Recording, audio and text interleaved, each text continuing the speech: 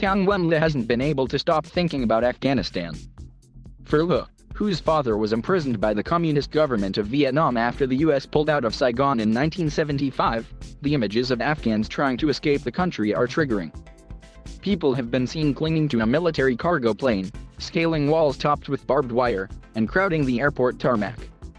Watching the news at her home in Paris has made Le feel despair, grief, and anger while also bringing up painful memories of her childhood in post-war Vietnam. Born in 1983 in Dalat, a tourist destination about 190 miles northeast of Ho Chi Minh City, Le grew up in poverty, begging relatives for money and relying on neighbors for oil to cook the family's food. After being labeled a traitor for fighting alongside the Americans during the war, her father struggled to find work.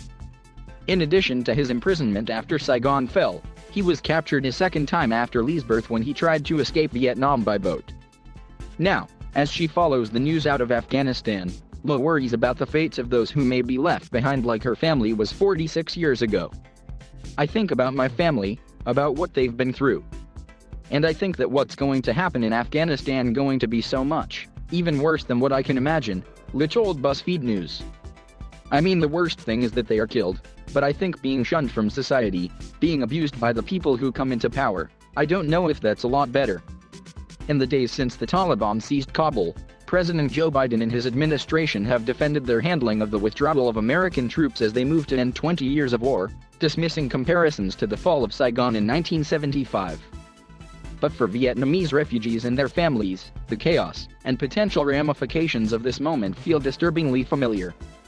For me, seeing images of when Saigon fell and then that was just so eerily similar, said Cami P., who grew up in British Columbia after her parents fled Vietnam in the 1980s.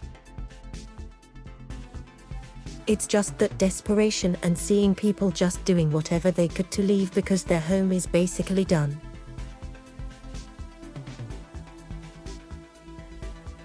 Thank you for watching. Please subscribe